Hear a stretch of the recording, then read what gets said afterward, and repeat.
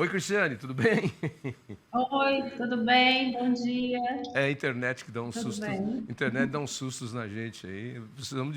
Tá certo. Precisamos de BRICS Solutions para a internet também, Isso não aí. só para o agricultural world. Bom, é um prazer recebê-la aqui. Primeiro, parabéns pela premiação. Você foi homenageada, como eu dizia, no dia 5, sábado. Nós tivemos a reunião dos BRICS lá. E esse prêmio, ele é apoiado aí por diversos países dos BRICS e ele contempla soluções para a agricultura. Tem um nome bacana e grande em inglês aqui, Transforming Agricultural Systems Microbiome, eu não vou falar em português já aqui, que é transformando sistemas agrícolas, bioinsumos microbianos e impulsionam a redução sustentável de fertilizantes. Conta pra gente um pouquinho do seu trabalho aí ligado a bioinsumos e a redução sustentável de fertilizantes, lembrando que o Brasil, é o país do mundo que mais usa bioinsumos, né? Inclusive várias técnicas sustentáveis de produção agrícola do Brasil hoje são utilizadas em diversos países do mundo, os nossos modelos estão sendo exportados e você está dentro da linha do que é mais positivo, dinâmico e correto para a produção agrícola. Me conta aí sobre o seu prêmio. Isso aí. Então, esse prêmio faz parte, acho que, de toda uma trajetória mesmo de pesquisa, né? Eu sou microbiologista e pesquisadora da Embrapa Milho e Sorgo.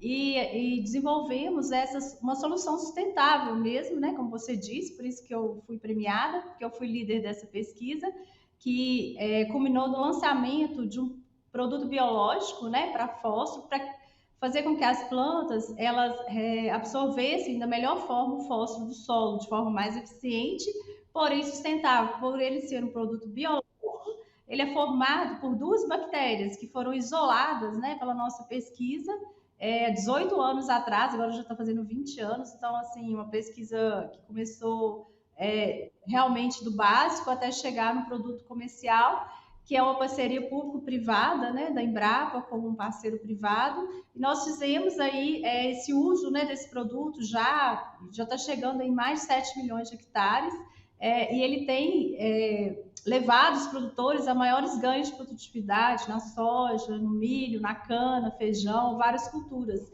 Né? Por quê? Porque ele ajuda a planta a absorver o fósforo de forma eficiente, fazendo com que o produtor ele tenha, né, mais acesso ao fósforo que ele já tem no solo, ao fósforo da matéria orgânica. Então, essas bactérias conseguem alocar, né, dissolver esse fósforo que está no solo de forma não disponível para as plantas, nem está acessível às raízes. Elas têm mecanismos, né? Então, elas liberam substâncias como enzimas e ácidos, fazendo com que esse fósforo que fica muitas vezes preso no nosso solo, no solo tropical, a gente tem esse problema, que o adubo que o produtor usa, quase 90% é desperdiçado. Então, além dele ser de elevado custo para o produtor, né, o adubo fosfatado, ele é, na sua maioria, importado, né, vem de fora, aí a gente tem todos os bloqueios comerciais, tarifas, né, dólar, e além dele ser sintético, ele não é natural, né? Ele agride muitas vezes sim o solo, né?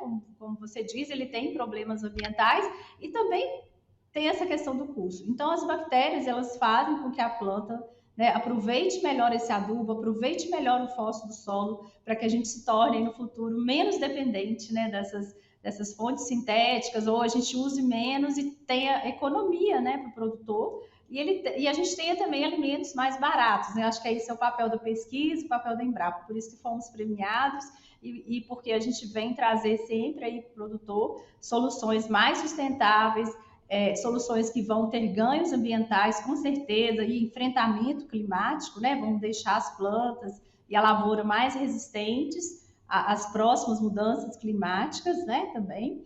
E para que ele tenha melhor, né, menor custo de produção também. Então, as duas coisas, né? Ganhos ambientais e ganhos econômicos. Então, essa premiação foi muito em função dessa tecnologia biológica aí, da Embrapa. Olha, eu vou aproveitar um pouquinho da sua história, porque você Sim. falou que são 18 anos de pesquisa.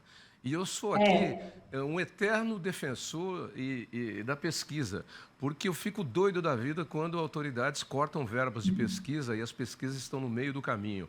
E aí você tem que retomar tudo, perde um tempo danado.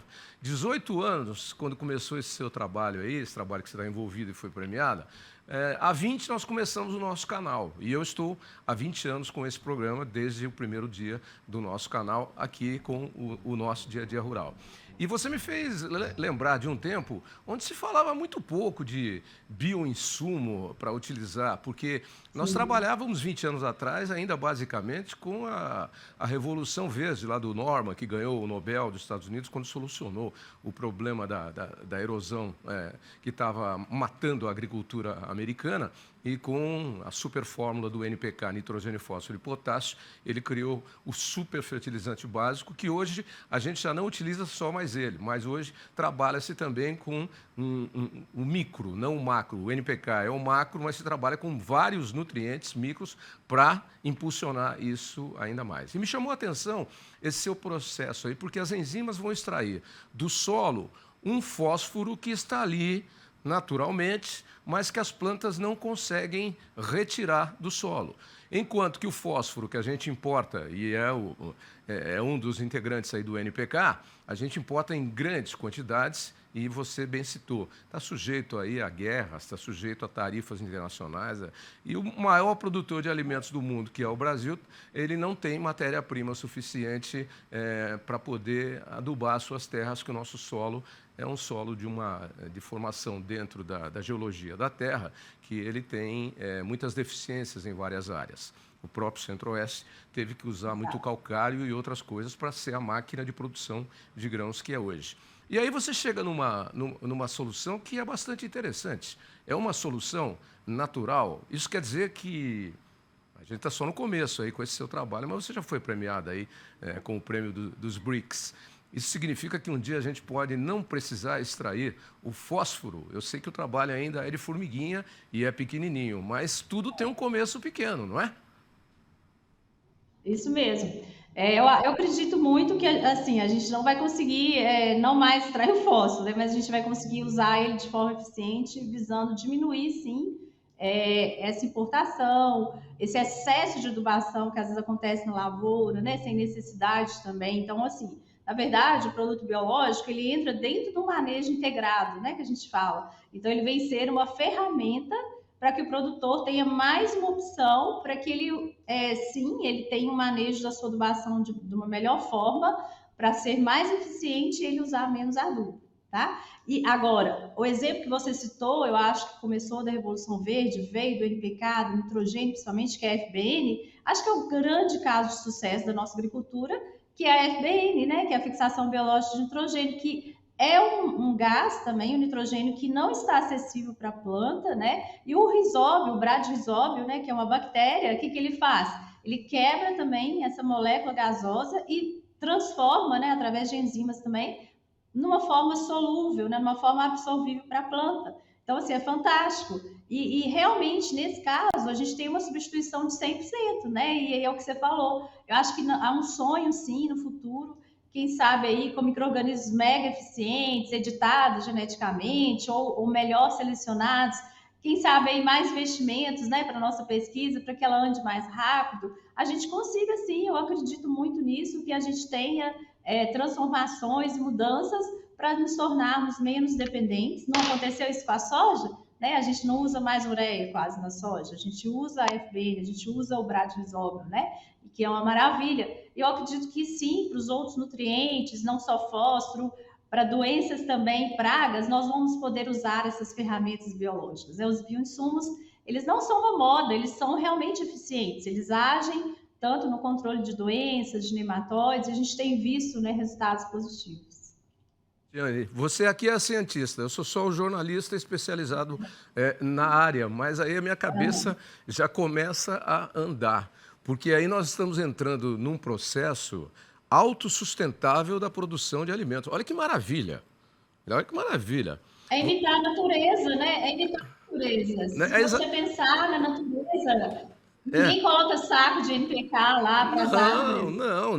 Mas aí deixa eu avançar um pouquinho mais. Porque aí a gente vai para o pensamento do homem de colonizar outros planetas, que tem uma série de Uhum. adversidades, mas eles têm também no seu solo, e as amostras já coletadas na Lua e em outros planetas já provaram isso, eles têm minerais, inclusive os nossos minerais, grande parte deles. Não, a formação da Terra vem da fusão de minerais de coisas que vieram do espaço. Essa é a teoria, né? Então, tudo que tem aqui, em hipótese, tem lá. Marte já teve muita água um dia, hoje não tem, mas talvez ainda tenha no subsolo e a gente consiga extrair.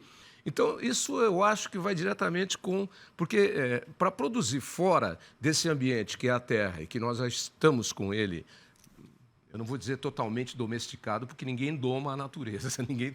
A natureza ela anda por si só. É a hora que ela resolve virar a pá dela, ela vira mesmo.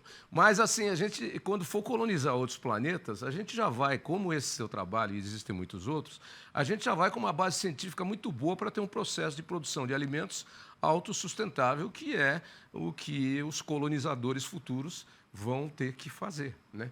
E eu vou estender um pouquinho mais a minha questão para você comentar. Quando você está retirando esse fósforo do solo, essa reposição vai ser natural? Aí a minha preocupação é sustentável. Vai ter uma reposição natural ou a gente vai precisar criar um processo para que o solo naturalmente reponha esse fósforo e outros elementos que nós já estamos estudando aí para que sejam produzidos num processo autossustentável da produção de alimentos? Com você agora. Então, no caso do fósforo, essa reposição ela tem que ocorrer ao longo da adubação. A gente não pode Ok. deixar de adubar, porque a planta ela exporta esse fósforo, né? Você fez uma excelente pergunta. E a gente não tem uma reposição natural, como é o Tá. caso do nitrogênio. Então, a adubação ela tem que continuar. E o produtor vai continuar fazendo as suas análises, né? E repondo de acordo com o manejo dele, se é soja, milho, né? Se é cana, ou o que for, ele vai sempre estar repondo sim, esse fósforo com adubação. O É Cris... como eu disse, a gente não vai conseguir substituir 100%. É. Então, a reposição ela vai acontecer pela adubação. E o uso também de culturas consociadas, né? O Uhum. manejo verde, que a gente fala, as coberturas, plantio direto, porque essas plantas de cobertura, elas repõem fósforo também. É. Então, elas também são uma fonte de adubo. Não é à toa que o Norman, o prêmio Nobel, o pai do NPK, já disse que aqui no Brasil a gente estava fazendo a segunda Revolução Verde. Quem me É, falou isso uma vez foi o isso Alisson mesmo. Paulinelli, que era muito amigo dele, e Tá que eu, certo. eu acho que deveria ter recebido um Nobel também pelo trabalho que desenvolveu na agricultura. Com Mas certeza. não deu certo, Muito bom. o Alisson já foi, mas deixa para lá. Olha, para a gente terminar, parabéns pelo seu trabalho, muito bom. E uma Sim. última pergunta: você trabalhou com sorgo e milho, mas ele é um processo que, pelo que eu entendi, e você falou, pode ser estendido a qualquer outra cultura?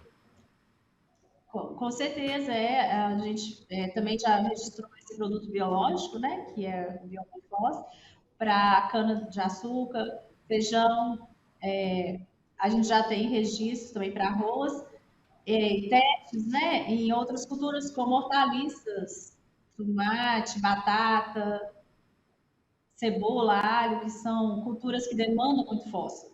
Tá. Só para a gente, E assim, pode ser usado em várias culturas. tá, só para a gente não deixar batido, o fósforo é responsável por qual etapa no crescimento das plantas? Ah, joia. O fósforo é responsável pela energia da planta, né? É isso Então, quer aí. dizer, principalmente formação de tecidos, formação de raízes, tá? Evolução. Porque a energia da planta é que faz a multiplicação celular, É a isso aí. divisão. Então, a formação de novas raízes e depois o desenvolvimento produtivo, né? Formação de grãos e fibras, no caso de algodão.